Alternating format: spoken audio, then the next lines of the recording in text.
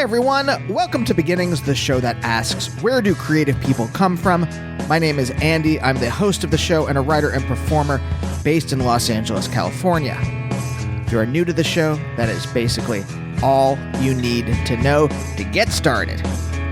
Except, maybe you need to know who the guest is. Why I'm quite excited to announce today's guest is Martha Wells. If you don't know who Martha is, why don't I read you her bio right now? Martha Wells has been a sci-fi and fantasy writer since her first novel was published in 1993, and her work includes the Books of the Raxura series, The Death of the Necromancer, The Fall of Illyrian trilogy, the Murderbot Diary series, as well as media tie-in stories for Star Wars, Stargate Atlantis, and Magic the Gathering. And this is just a sampling of her work, which, it should be noted, has appeared many times on the New York Times bestseller list. As well, over the last few decades, Martha has been recognized for her writing with numerous Nebula, Hugo, and Locus Awards, as well as a Philip K. Dick Award nomination or two. And most recently, the Murderbot Diaries novel Network Effect won the 2021 Nebula Award and Hugo Award for Best Novel, while the series itself won the 2021 Hugo Award for Best Series. Now, I think I say this in the interview, so I won't belabor it, but thanks to Omicron kind of, descending upon us and sending us back into another little lockdown back in December, I was kind of, depressed? And I was casting about for something that might help pull me out of that, and I found the Murderbot Diaries and kind of just started tearing through them. They're so good. And I realized that I kind of, maybe not anymore, but definitely at one point in my life, identified with the protagonist of the series, who is a robot that basically learns how to become human. I'm butchering basically the thrust of the stories, but that's it in about half a sentence. And I started the interview by talking about how, when I was a kid, I identified with all these characters that were like that.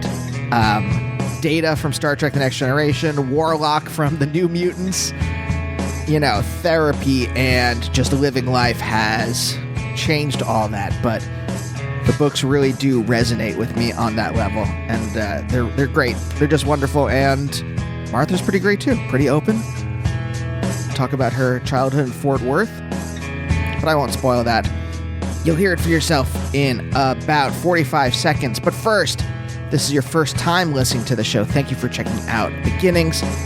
What I like to do here in the start is a little recommended if you like. If you like my interview with one author, maybe you like my interview with other authors. For example, Brian Evanson has been on the show, Chuck Klosterman, Helen DeWitt, Rick Moody, John Ronson, Harry Matthews, Sam Lipsyte.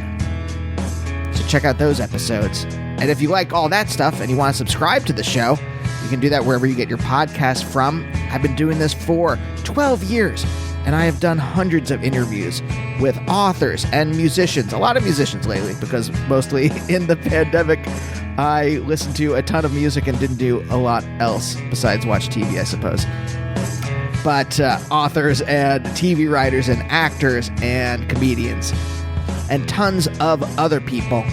And also, by the way, if you want to follow me on Twitter or Instagram, that's at Andy Beckerman. Twitter for dumb jokes, Instagram for pictures of Naomi and the animals. Coming up, got a lot of cool episodes, including Nels Klein, great guitarist for Wilco, Julie Doiron, and assuming that no one cancels on me, I'm going to be doing about a month or so with a lot of different comic book creators. So stay tuned for that. But for now, let's talk to Martha.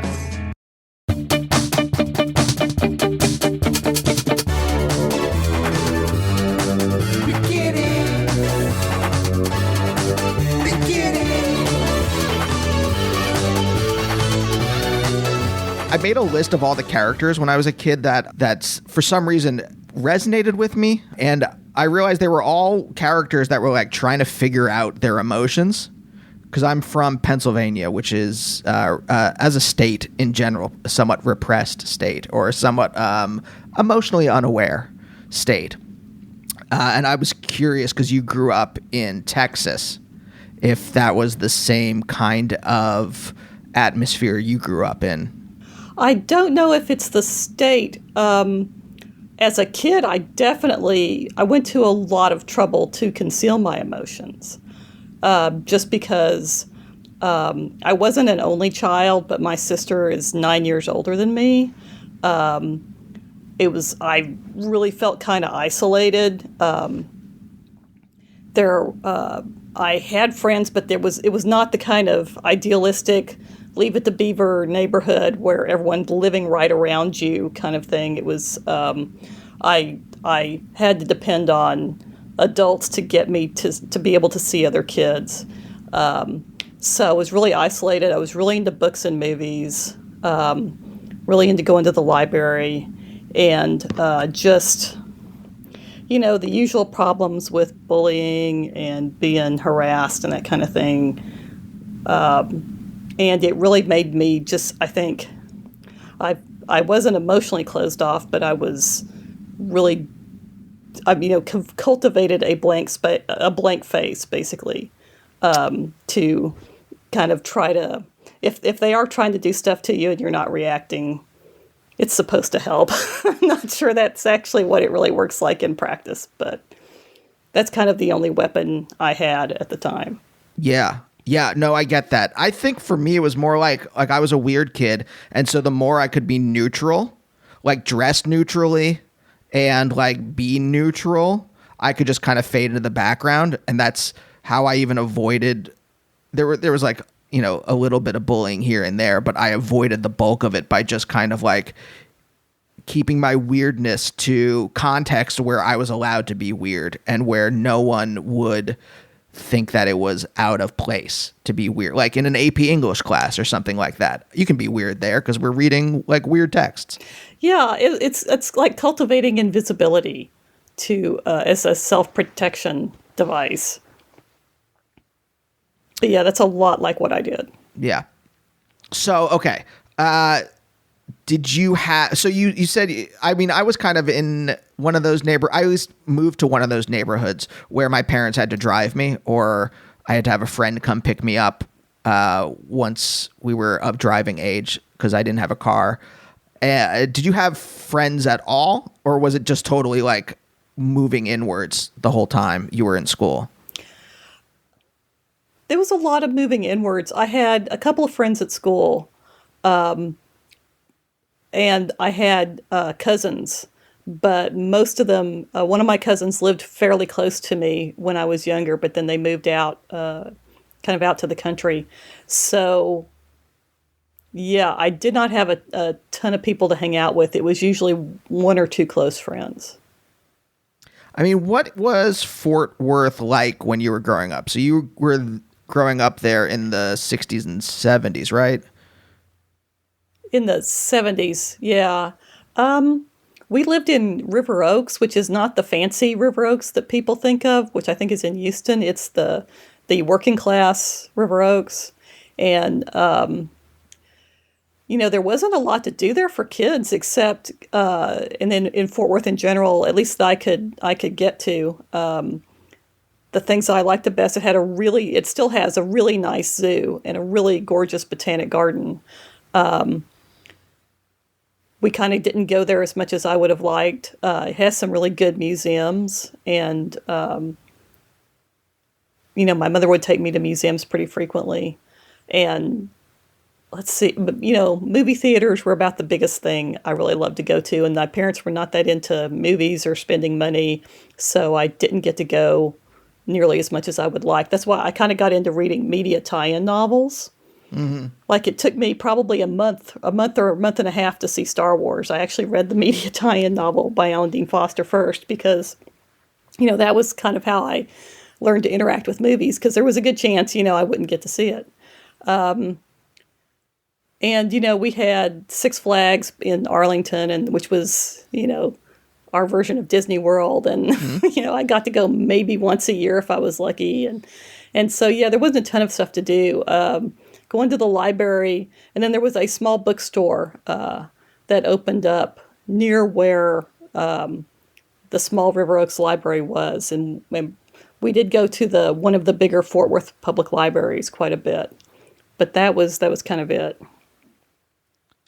Do you think I've always tried to figure out like why am I weird? I was about to say where my weirdness comes from, but I think just it's an existential state. I'm kind of a weird person, and I say it a lot on the show, but I grew up Jewish in a pretty Christian area of Pennsylvania, and I think just my interests that started reinforcing like being into like Weird Al and I got into the Monkees. They was on in repeats when I was a kid in the 80s.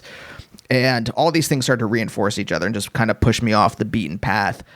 Do you know like what some of those things were for you that kind of pushed you off the beaten path? Probably definitely TV, because I kind of always remember being a science fiction and fantasy fan, and I'm not sure if it came from books or if it came from watching TV. We had an independent station that would show Godzilla movies and all the monster movies, and it showed the early dubbed anime that was available, and all kinds of the early scary movies, and the Irwin Allen shows like Land of the Lost. Well, not Land of the Lost. Well, I don't think that was Irwin Allen, but Land of the Giants, which was my favorite, and Lost in Space. And then we had a PBS station that was showing it was one of the ones that was showing Monty Python real early on, and a lot of other British comedies. And I think that's kind of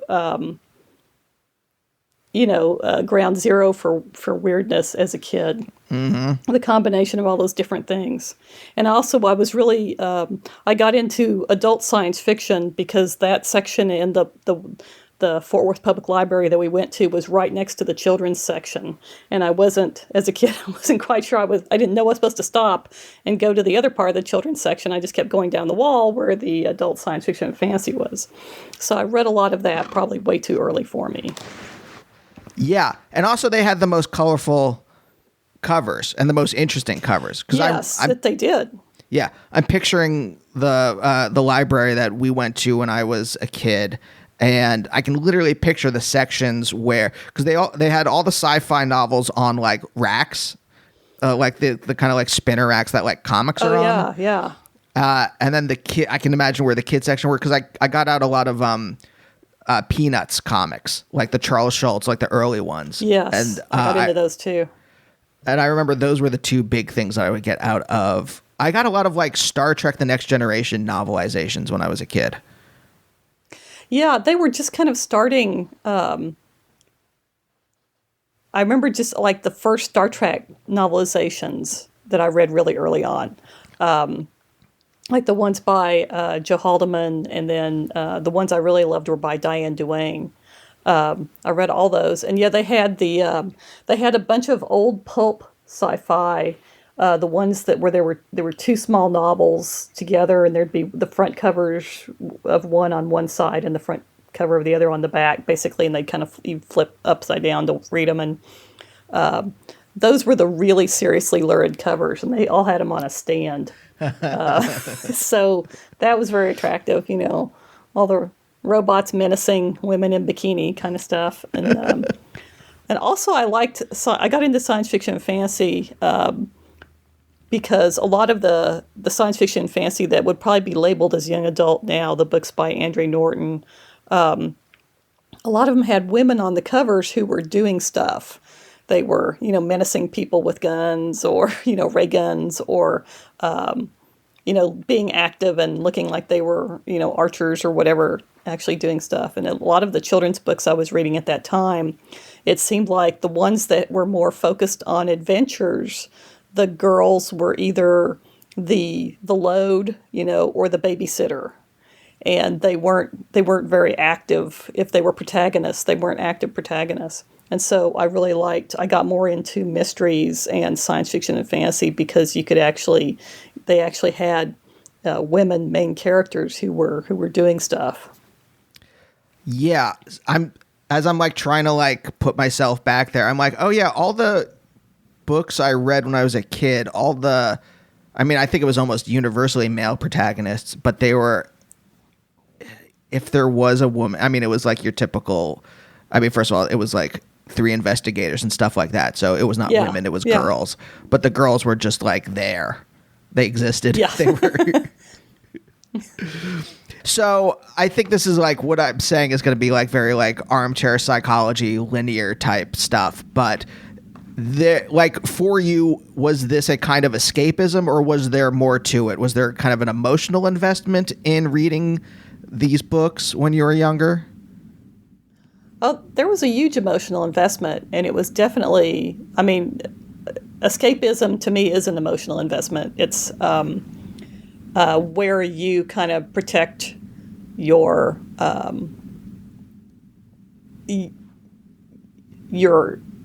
identity a little bit, yourself, your heart, whatever, that against the outside world. It's escapism because you're escaping from something. It's a mental escape. So it was definitely that for me, and that kind of helped me look for escape in books and TV and movies instead of drugs and other stuff that other kids at the time were looking for escape in. Yeah. Because you growing up, like, you're a teenager in the 70s, towards the late 70s, right? Yes. So that's that's kind of like as the 60s curdled and like the drug culture went from being fun and shiny to like sad, right? Yeah, it was. Was that stuff touching Fort Worth? Was it like how? Oh, like yeah. as you grew up, like how did Fort Worth change?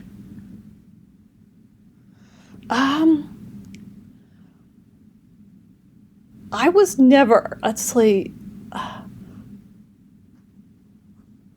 having trouble answering that. It's just been so long ago. I never got to run around a lot with a group of friends, so I don't feel like I have that impression of it that another teenager would have. So a lot of my memories of it are kind of good stuff that's still there, like the zoo and the gardens and the museums and things like that, because that's really what I mostly saw, and relatives' houses occasionally, I really did not get out much. I can't emphasize that enough, basically. So I don't think I was very aware of the culture at that time. And because I was living a lot inside my head, just because that was the place I felt safe, I don't think I have that much knowledge of that. Yeah. See, because my knowledge of Texas is basically like either Richard Linklater films, so like I guess Dazed and Confused or Slacker or something like that, or Friday Night Lights. I've been to Austin once for a comedy festival, and that's about it. And so it's either through media or through like negative depictions of Texas in the news. So I never know what the actual on the ground reality is like.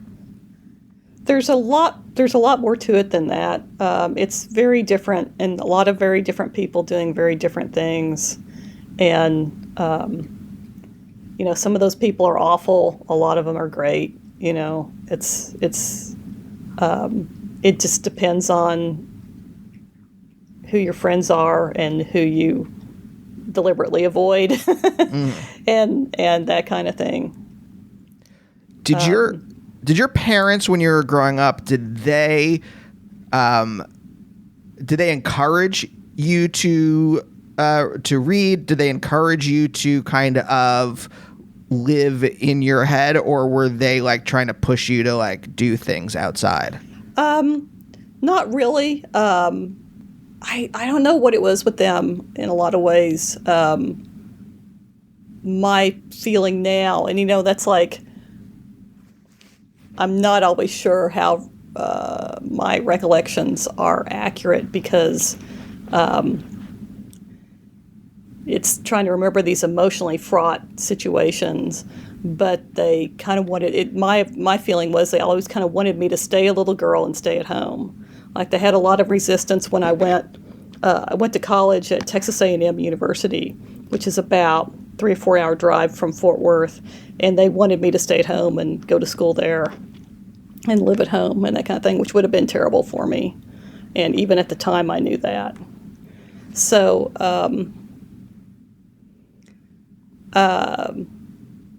yeah, there wasn't a lot of encouragement. Let's put it like that. Interesting. Wait, is Texas A&M, isn't that like one of the big like football schools? Yeah, it is. I went there because they had a science fiction and fantasy student committee that put on a science fiction convention every year. And at the time, I really wanted to be involved with science fiction and fantasy fandom. Because I read a lot about it in Starlog magazine, and I wanted to go to conventions and see that kind of stuff. So that's the main reason I went. Do you remember what it was early on that resonated with you about science fiction or fantasy or monster, like kaiju and monster stuff? I don't know. I just it was so much fun, and being able to kind of build stuff with your imagination. One of the things I did, I tried to write stories really early on, like in elementary school. But one of the things I did was I would make maps of like Monster Island from the Godzilla movies on pieces of typing paper, like 8.5 by 11 paper, and then put them together to make a gigantic map. So I would have like 40 pieces of paper making this absolutely gigantic map, and I was kind of making little stories by what was on the map, and as you went through this place, what would the people would encounter and so forth. So I don't think I have any of those. None of those survived in my child papers or whatever. But it would have been interesting to look at them now and see what I did. But I just remember that they were a lot of fun to do. Oh yeah, all the like stuff I did like that as a kid is totally foundational. Like I can find the precursors in like the work I do now, whether it's a script or whatever. I can find all that stuff that I did then now. Like, cause I don't know what it is about cartography, but like having I had a big map of Middle Earth on my wall, and someone from like going through all of like Tolkien's books, like made a whole like book of maps. And I remember buying that and like pouring through that, and there being something like tangible. Like once you have a map, there's something tangible about the world, and you can start building stories in it because now well, it takes 10 days to walk from here to here or whatever it is. Oh yeah. I had it's a map of imaginary places book that I found at the library, and I actually was able to buy a copy eventually. That it's just got maps from different books, different fantasy books, and also some older kind of precursor fantasy novels, and kind of precursor fantasy maps, like a map of a journey up the alimentary canal and things like that. These old maps that people would do, and that it is very foundational, kind of like beginning to, I don't know, you're building the apparatus in your imagination that lets you build worlds by looking at these other already built imaginary worlds. Do you know what it was about yourself that said, instead of like the person that I built in my head, like could have gone two different ways, and this is just being very reductive, but like you could have been like, oh, instead of like diving into science fiction, I'm going to just try to like be like mass culture, what I keep calling beer commercial culture, right? I'm going to try to like play volleyball on the beach or whatever. That's in my mind what that culture is kind of like. Do you know what it was that like you're like, that gave you, I think like there's a certain confidence to that, or a certain kind of self-knowledge where you're like, I don't want to have to pretend to be this other kind of person. Do you know what it was about you that let you like, I'm just going to do the thing that I want to do and dive into these books? I think that's a really interesting question. I think that In some ways, I think I never had a chance. I felt kind of rejected by, the people who were into that kind of stuff. Whereas I felt with the people that were into weird stuff that there was a chance to belong there. And that's, I think, why I went. I picked my college basically based on, the chances of being able to get into science fiction and fantasy fandom and do it in person. I think that I probably did have chances at times to, especially maybe during college, to kind of step away from my world and do that. But I just never really wanted to enough to really do it. Yeah.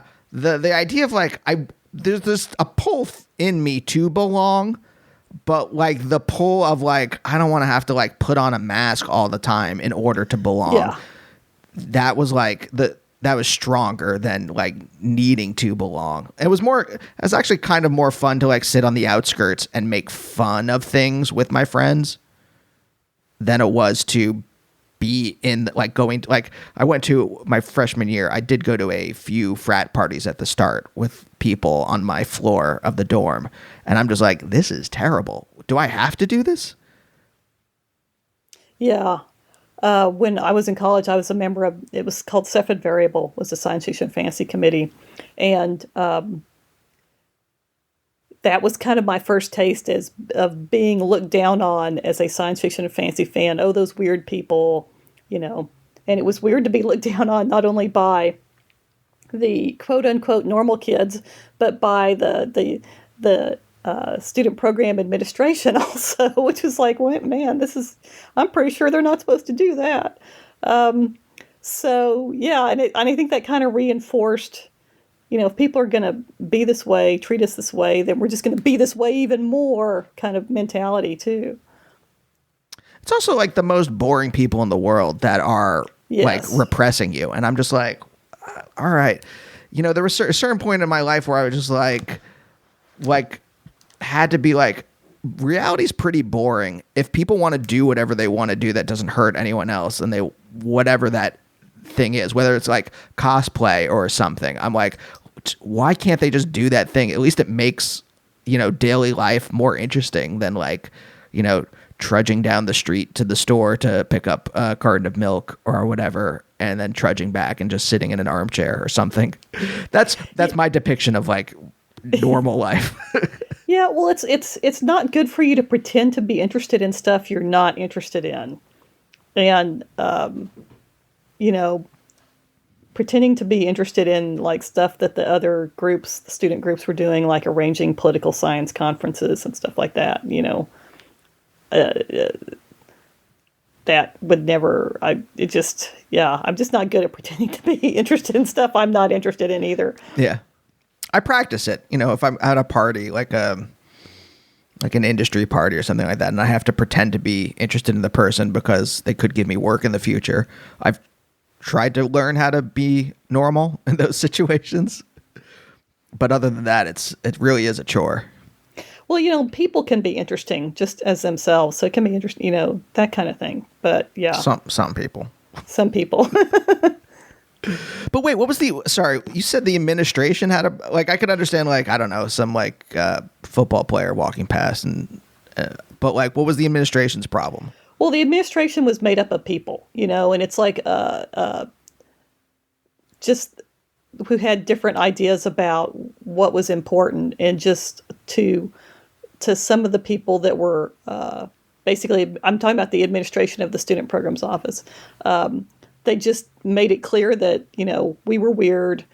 We probably weren't going to amount to anything, which is kind of ridiculous because the committee had been there already for, I don't know, quite a few years. And, students had gone on to go work for NASA and, work in Hollywood and just all kinds of different things, become writers, professional writers and everything else. And it was just, doctors, lawyers, the whole bit, nuclear scientists, engineers. So it was kind of a silly thing to think, but I just feel like, especially that time was it's kind of unusual now, I think, for people who grew up with their parents watching Star Trek and their parents pulling out their Star Wars costumes to go to a Comic-Con with them when they were kids and things like that, how it was really looked down on.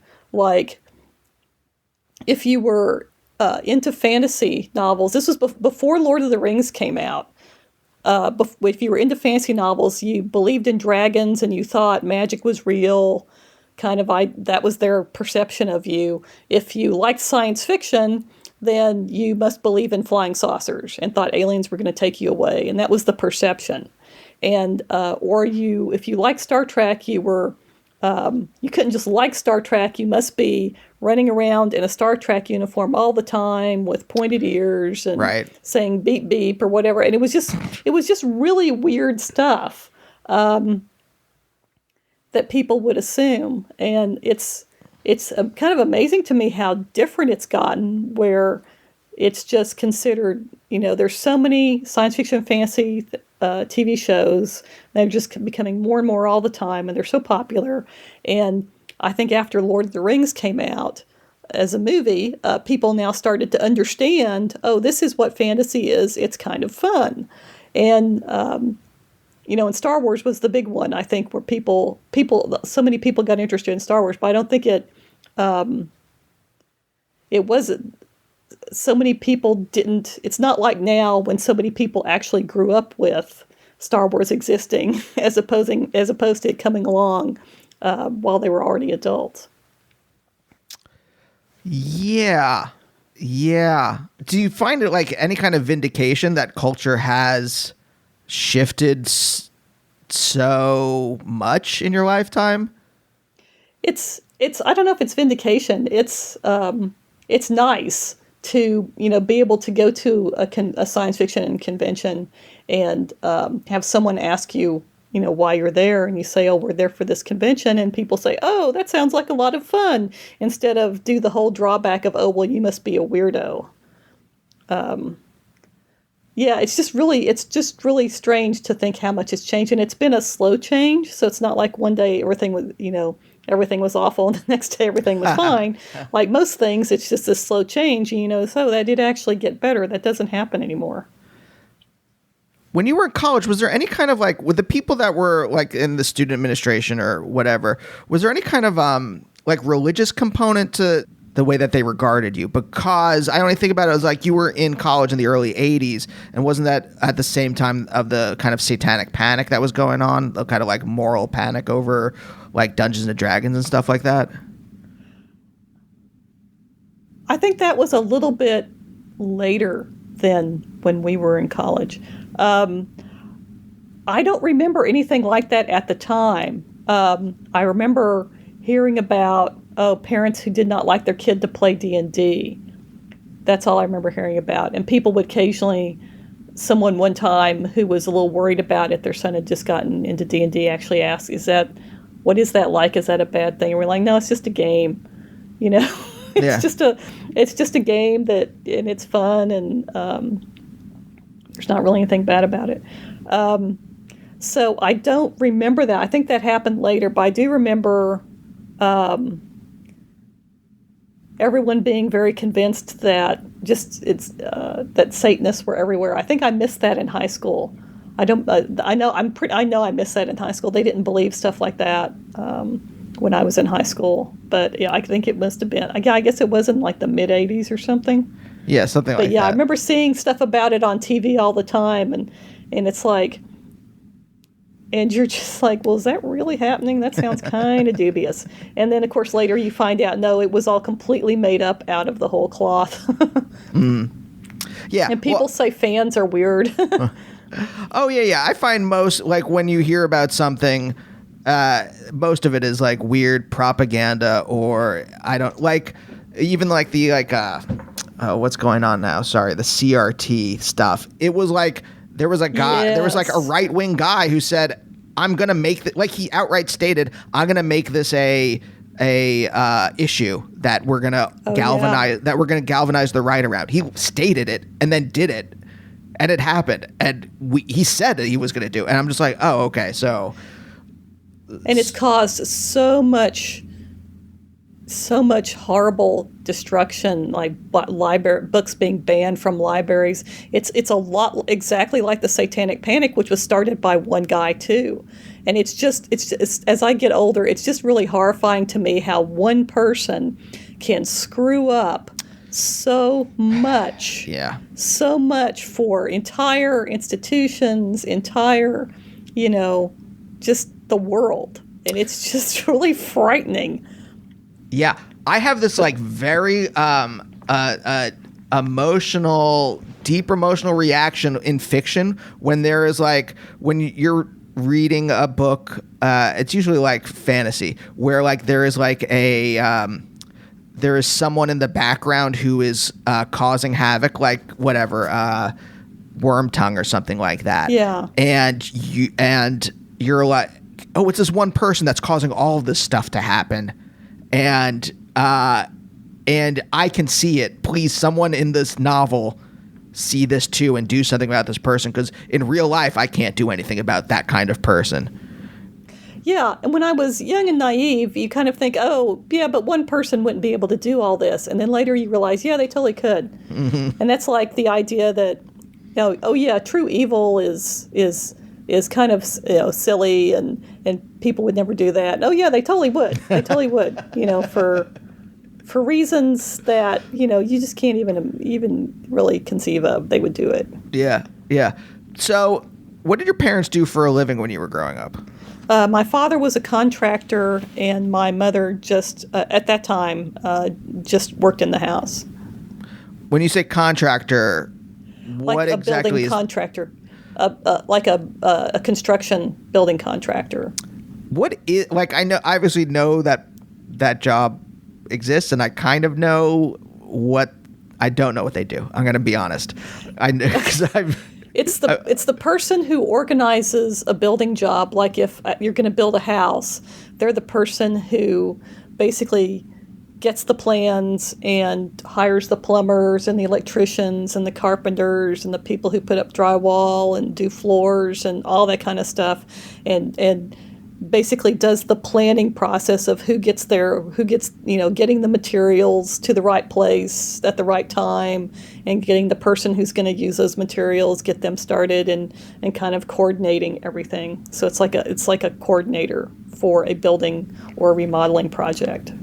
And a lot of times they'll know, usually contractors can do plumbing and drywall and some carpentry themselves, but they might not know as much as the person who's actually a specialist in this. But most of them can do a lot of the stuff themselves too. Do you know, did your dad start out in construction and then became a contractor, or he was just good at planning and then became a contractor? No, he started out in construction. So he could do all the like... Yeah, he used to work on our house all the time, and he could do plumbing and electrical and all that kind of thing. But I think he started out mostly in drywall. I think that was what his specialty was when he first started out. For the listener, I chuckled because I was trying to mime putting two wires together. That was, Martha, also for you, because it was a very bad mime. But that was what I was trying to mime, is putting two wires together. And okay. Building things. Yeah. Look, I have the rudimentary ability to do things like that, but no skill. So it's a world that's completely foreign to me, and one that's like probably like one of the most important skills to have. Yeah, I mean, I watch people do it a lot. I can't do a lot myself. I can paint and things like that, but that's about it. But our house was built in 1967, so it's had to have a lot of work on it over the years, or it would fall down. Yeah. So I've watched a lot of plumbers and a lot of electricians and carpenters, basically. Yeah. So your dad, I mean, look, I'm not trying to like draw linear kinds of things, but I'll say this is somewhat foundational maybe. Your dad is good at planning long-term projects. ? Yes. And as a child, you saw him planning long-term projects that would take, months, if not more than a year. Months, yes. Yes, exactly. Yeah. So there's a little, why I say that is I'm like, again, I keep saying, I'm like, there's no linear kinds of things. It doesn't mean you're going to know or be good at planning long-term projects yourself, but that you had an example in your childhood of what that was like, and to kind of have a feel for it, or have a feel for like what the emotional investment is in. I don't know if there's the same kind of emotional investment in writing a novel as there is in building a house, but there's probably analogs. I think there's definitely analogs to any big thing that you're kind of in charge of putting together. I don't know if it definitely helped me in college, because I was chairman of a science fiction convention my senior year in college. That was pretty big. It was, at the time, it was one of the largest in the Southwest. It was the one that was put on by the student group at Texas A&M, and it had probably about 2,600 people that came to it. A lot of them were for the evening movies. But yeah, that was a big long-term project, and it took a lot to do, and it was very stressful. But it's kind of, I'm glad I did it, because I think it gave me a lot of experience in organizing that has just been really helpful for the rest of my life. I mean, do you mind if I ask like what some of those lessons were that you carried over into your creative life?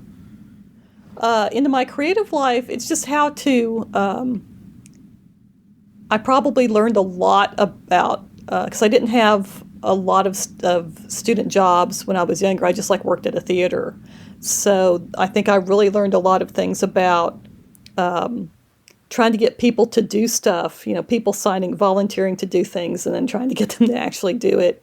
And that kind of organization is how you deal with large groups of people. Also, speaking in front of people. I was just cripplingly shy. And so that was one of the things I really had to kind of get over when I did this, is being able to get up and speak to a group of people. And now it's fairly easy. But, back then it was such a huge barrier. And that was one of the things that helped me when I sold my first book. And then I had to start going to conventions and doing readings and panels and that kind of thing. Is just, it was hard enough at that point to do it. If I hadn't ever had the experience in college, it would have been just so much worse. Mm-hmm. But did selling the book give you some kind of confidence that I belong here? Here's a mark of distinction that I have. I've created this novel. It is sold, and yeah, it really does. I mean, it's such a I'd probably been trying to get published by that point. I think it was about 7 years. I actually went back one time. There was a survey about how long it takes authors to get professionally published from the time they start to when they sell their first thing, and usually it's about 7 to 10 years is the median. I think I can't remember exactly, but it was something like 5 to 10 years. Wow. And mine was about 7 years. So it's just when you really, really, really want to be a writer and you want to do that for the rest of your life, selling your first novel is such a big deal, and it's such an emotional roller coaster, because of course the chances, it was definitely not a bestseller. It did okay, basically, and so you have all these hopes, and then a lot of times your hopes are dashed. And then sometimes actually your hopes are fulfilled, and it's just, it's a real roller coaster. Do you remember when you first got the inkling that you wanted to be a writer? I don't remember the exact moment or anything. It was definitely when I was in high school. And I was thinking later, that it was probably because I'd been reading books like Irma Bombeck. She was a humor writer in the 70s. She's really funny. And one of the things she wrote about her life a lot, and one of the things she wrote about was being a writer and being a mom and, kind of juggling everything. And I think that was probably reading those. My mother really liked those books, and that's why I started reading them. And I think that was probably my first inkling that being a writer was something a real person could do. It wasn't just because it's like I was reading all these authors and these science fiction authors, and I think, someone told me that, oh, well, they're all ghost written, and which is really confusing to a kid. And it's like the idea that somehow authors weren't real people, even though these books keep showing up in the library and the bookstore. And yet somehow, how are they produced? Well, not by real people. It's like, well, then who? And just reading her book kind of gave me a lot more realistic idea of the process. And yeah, there's people, that's your job. You sit at home and you write your books. So I think it was probably around then. And I think it was definitely, I remember before I went to college, I wanted to be a professional writer. I just didn't know how to go about it at that point. When did you what were your first tentative steps in that direction? When I went to college and started to be involved in the science fiction fantasy community, and writers would be brought in. We'd bring in writers to do, speaking events and for the science fiction convention, and just listening to them talk. And I also signed up pretty early on, I think, maybe my first year, with a writer's workshop that was being held kind of at that time, A&M had a community education component on campus where they would do all these kind of classes that anybody could sign up for, like from speaking different languages to like bowling and bartending. And there was a writer's workshop held by Stephen Gould, who is the writer who wrote Jumper, the novel that the movie was based off of. He was teaching the writer's workshop, and that was my first step I took. When you were at home, like as a kid, were you allowed to be emotional there? Because earlier you had said that, when you were at school or something like that, you kind of like adopted a neutral face so that it was, if bullies picked on you, they would be like, we're not, sorry, this is my bully voice. We ain't getting through we're going to go off and pick on someone else. But were you allowed to be emotional when you were at home, or did you have to still be neutral there? I was allowed to be emotional, but then I got yelled at for it. So I guess that answer is no. I don't think I was neutral a lot. It was just not very fun. Mm-hmm. At home, I guess I'm trying to get a picture of like what you were like when you were at home.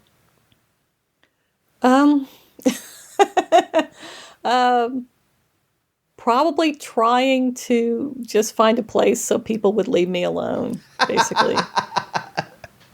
Oh, I get that. Yeah. So, I mean, did you interact with your parents a lot? And you said older brother, right? No, older sister. Sister, sorry. But she would have been out of the house at some point. Yeah, she was 9 years older than me, so they didn't want a little kid around her and her friends, and most of the time, and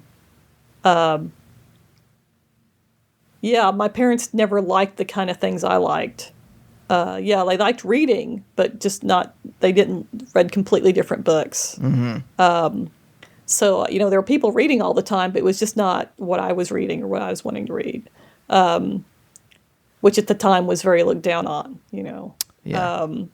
So it was, yeah, again, it was, I was just kind of very isolated.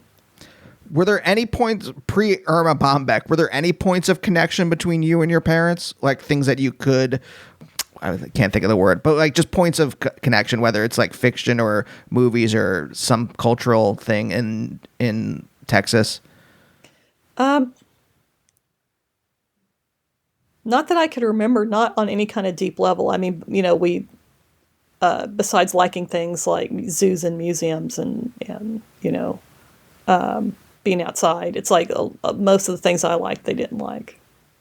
So then pre-college, how do you start connecting with other science fiction and fantasy fans? Because this is like,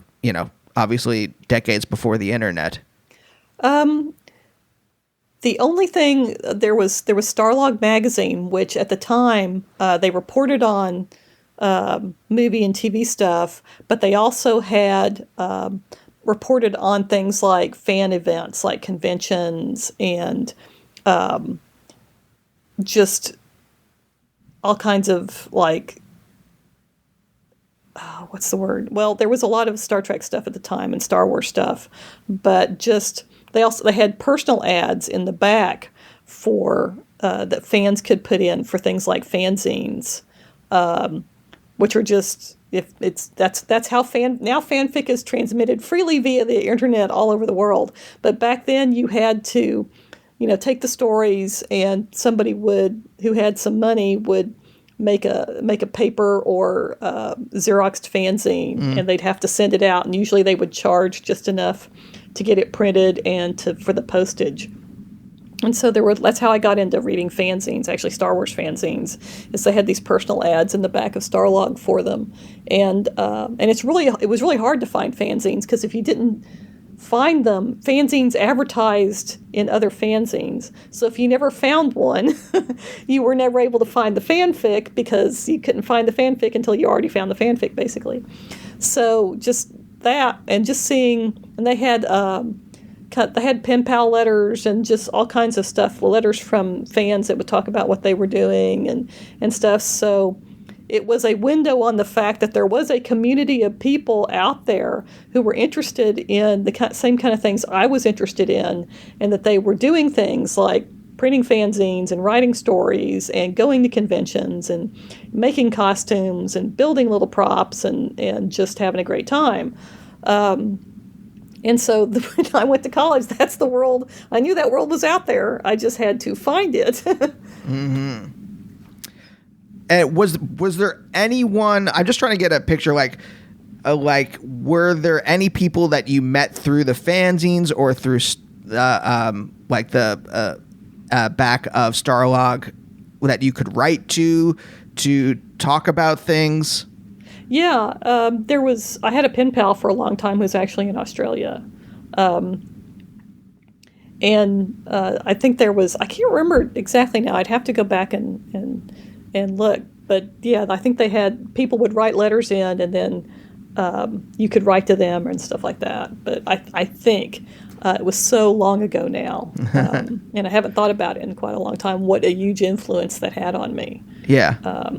But I don't think there's not really a magazine like that now. I guess there's no need for it, since there's the internet, and it's a lot easier to find the people who are interested in the same thing you're interested in. And back then, it's like, there was nothing like that. You had to do everything by letter.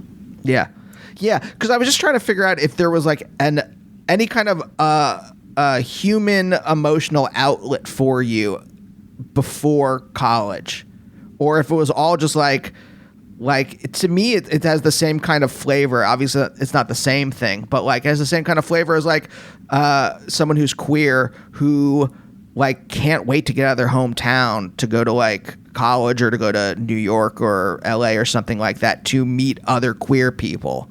It has the same kind of like flavor is what I'm saying. Yeah, it was kind of like that in a little way, that feeling of isolation, and that, your group is out there somewhere, but you can't physically get to them until later, until you're able to escape, basically. Mm-hmm. Did you have another career plan? Like, were you writing on the side while you were doing something else, or were you just concentrating on writing? Oh, yeah. I had a day job for most of my early writing career up until 2006. I worked in IT. Basically, I worked on writing programs. I wrote COBOL programs, which tells you how long ago this was, and worked on databases, building databases, and writing programs to act as interfaces for early databases, and fixing computers, fixing PCs, and sometimes larger systems like the Wang systems and system management and that kind of stuff. Dealing with users. Did you enjoy the work? Yeah, actually I did. The work environments could be bad sometimes, because you get, when you're working with users, it's like they don't blame the computer for what went wrong. They blame you because they can't hurt the computer. They can hurt you, and that's more satisfying, right? So that could always be a problem. But I actually like the work, figuring stuff out, figuring out figuring out how to get the program I was writing to do what I wanted it to do and what the person needed it to do. Mm-hmm. It reminds me of, did you ever watch *Halt and Catch Fire*? No, my husband likes that. I haven't watched that one. It's really good. It's definitely like one of my favorite shows of the last decade. But it starts in Texas in the like 80s, and it's about basically like the early computer industry. And then it moves to San Francisco and it moves around. But that's what popped into my head. Did your parents ever get to read the stuff that you wrote? Yeah. I think my mother liked it. My father basically, I think he said he was proud of me later, but at the time, I think the one he read that I know for sure he read was The Death of the Necromancer. And he was just like, well, I guess the people that bought it thought it was okay. Oh, no. It's like, oh gosh, thanks. But later I think he knew he had not exactly been great to me about stuff like that. So he would say he was really proud of me. Oh. And he had copies of the books and everything. Oh, that's really nice. So there was a little bit of like of recognition about. Yeah. Yeah. I don't know if it's a function of age or something like that. Like there was a long time where my parents didn't understand the stuff that I did, and only recently have they started to like they've always, I think, been proud of me. And well, maybe not. I left grad school to go do comedy, so maybe I don't think they were that happy about around that time. But around the time that I started to like do this professionally, they were like tentatively like, all right, I guess this is okay. But recently they've been like actually complimentary, and it's a strange, I don't know if it was for you, but it was a strange turn for me. I'm like, wait, what? Well, I think they get to a point where they realize you knew what you were doing.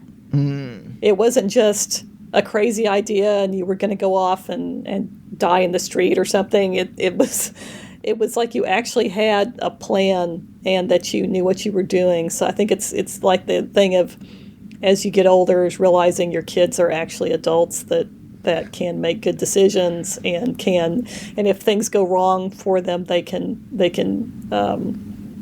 recover and take care of it. So yeah.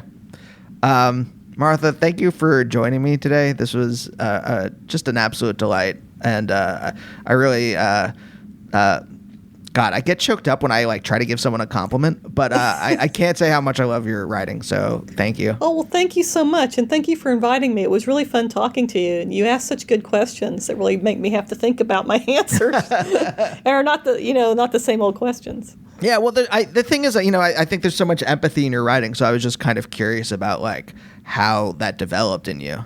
And I think I got a good picture. Oh, well, cool. I'm glad. Awesome. All right. Well, thanks so much again for talking with me.